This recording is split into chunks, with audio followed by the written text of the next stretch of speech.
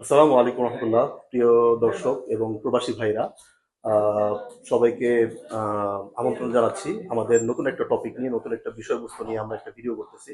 আমাদের সাথে রয়েছেন পুঁজি ইসলামিয়ারি ইতালিয়ার প্রেসিডেন্ট মোহাম্মদ সাজ্জাদ হোসেন আঙ্কেল। তো আঙ্কেল আজকের আমাদের বস্তুগুলার প্রশ্নের উত্তর দিবেন ইনশাআল্লাহ। জি আঙ্কেল। হ্যাঁ, আমাদের ধন্যবাদ তোমাকে।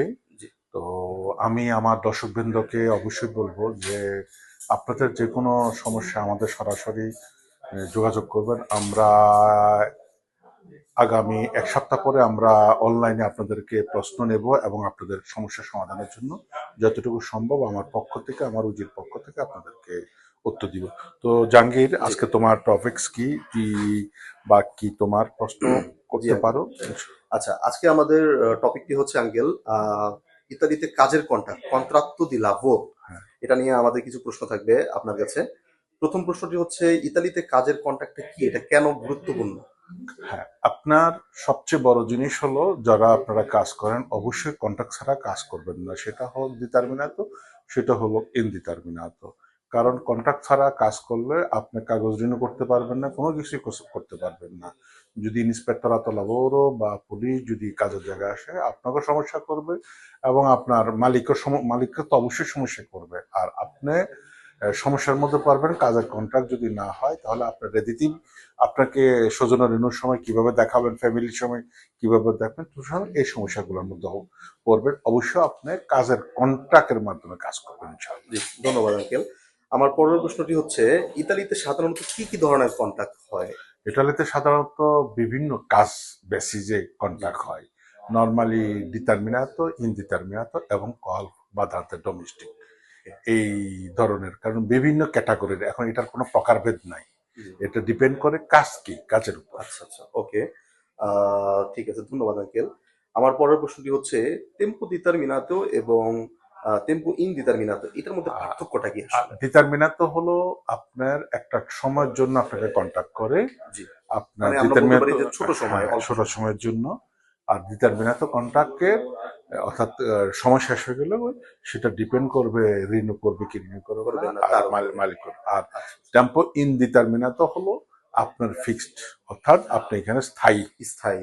একটা হচ্ছে অস্থায়ী বলতে পারি আমরা, হ্যাঁ, আর আর একটা তো স্থায়ী বলতে স্থায়ী, পারি। জি, দুইটাই ধন্যবাদ বলা আঙ্কেল। চলে। আমার পরের প্রশ্নটি হচ্ছে, কন্টাকে কোন কোন বিষয়গুলা অবশ্যই উল্লেখ থাকা উচিত বা আর দরকার? কন্ট্রাক্টের মধ্যে সবচেয়ে বড় বিষয় খেয়াল রাখবেন যে আপনি পিএফআরটা কোথায় যাচ্ছে, জি। কত কি, কয় ঘন্টা আপনার কন্ট্রাক্ট, ঘন্টাতে কত আড়াআড়ি করে ধরছে জি। এবং কোন লেভেলে কন্ট্রাক্ট আপনাকে করছে, এই জিনিসগুলা। আপনার পারমিশন কয় ঘন্টা, আপনার কি ক্যাটাগরি কন্ট্রাক্টটা, আচ্ছা আচ্ছা। সেটা হলো কি পার্ট টাইম, নাকি ফুল টাইম? ফুল টাইম, নাকি আপনার কেয়ামাতা, জি জি। এগুলো সব কিছু ইম্পর্টেন্ট। প্রতিটা ইম্পর্টেন্ট। জিনিস ওকে। ইম্পর্টেন্ট। ইম্পর্টেন্ট। ওকে আঙ্কেল, পরের যে প্রশ্নটি ছিল এটা অলরেডি উত্তর দিয়ে দিচ্ছেন, যে কন্ট্রাক্ট ছাড়া কাজ করলে কি ধরনের সমস্যা হতে পারে। এরপরে আমার পরের প্রশ্ন আঙ্কেল, কন্ট্রাক্ট থাকলে কর্মীরা কি কি অধিকার পায়? হ্যাঁ, কন্ট্রাক্ট জি থাকলে সেটা আমি প্রথমে উল্লেখ করেছি জি। জি। যে সৌজন্য ঋণের জন্য রিনিউয়ের কন্ট্রাক্টের জন্য, জি, প্রয়োজন, এটা মেনশন ফ্যামিলি আনার করছিলেন। জন্য জি জি। কন্ট্রাক্ট প্রয়োজন।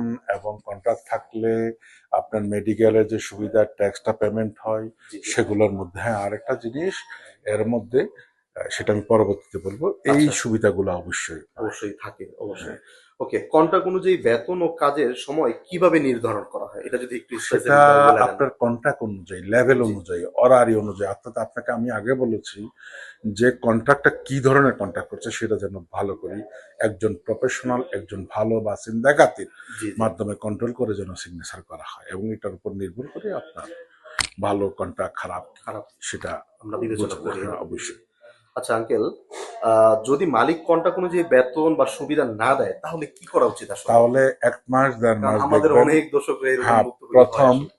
প্রথমত আপনার একটা সিন্দাকাতের কাছে যাবেন। জি সিন্দাকাতের কাছে যাবেন, কন্ট্রোল করাবেন। যদি দেখেন যে না, আপনার হচ্ছে না, তাহলে আপনি সরাসরি ইন্সপেক্টর আতুদি লাবুরের সাথে বিচার করতে পারেন যে আপনার বেতন পাচ্ছেন না বা দিচ্ছেন। তবে আমি বেটার করবো যে সুন্দরভাবে, সুন্দরের ভিতরে, যে আপনার কাজের দরকার, অনেক সময় মালিকের সমস্যা হতে পারে, জি। আপনার মালিকের সাথে প্রথম দেখবেন। কিন্তু তার আগে আপনার একজন প্রফেশনাল মাধ্যমে বুঝতে পারবেন এগুলো কন্ট্রোল করাবেন। কন্ট্রোল করা হবে। জি।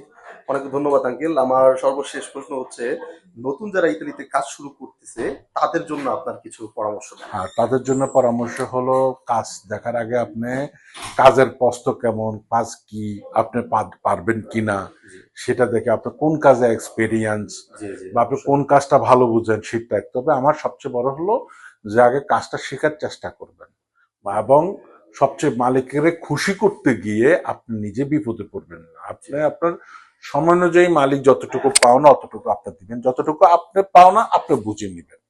কিন্তু অনেক সময় খুশি করতে যায় হাত ভাঙ্গিয়া ফেলে, মাজা মাজা ভাঙ্গিয়া ফেলে, মানে আরো একবারে বড় অনেক কিছু কাজ হয়। করে ফেলে, হ্যাঁ, এগুলো আসলে উচিত না। না, যেটা মালিকের খুশি, কারণ দেখা মালিকরা গেছে বুঝে অনেকেই আপনি করে। কি তোষামদি করতেছেন নাকি অরিজিনালি দেখাইতেছেন। আহ, দেখানো দরকার না, আপনি নর্মাল ভাবে কাজ করবেন। যদি আপনার রেজিকে থাকে অবশ্যই আপনি সেখানে টিকে যাবেন যতটুকু ইনশাআল্লাহ। রেসপন্সিবিলিটি হ্যাঁ, অতটুকুই। আর নতুন হলে অবশ্যই কাজ শিখার চেষ্টা করবেন মনোযোগ দিয়ে। ওকে এটাই আমার উপদেশ। ধন্যবাদ আমার জাহাঙ্গীর তোমাকে আঙ্কেল, আপনাকেও এবং ধন্যবাদ আমাদের আমার পরামর্শ দর্শক দেওয়ার জন্য। আজকের মতো জি, ধন্যবাদ। আসসালামু আলাইকুম রহমতুল্লাহ। জি, আমাদের পরবর্তী টপিক নিয়ে আমরা আবার কথা বলবো ইনশাআল্লাহ। আসসালামু আলাইকুম।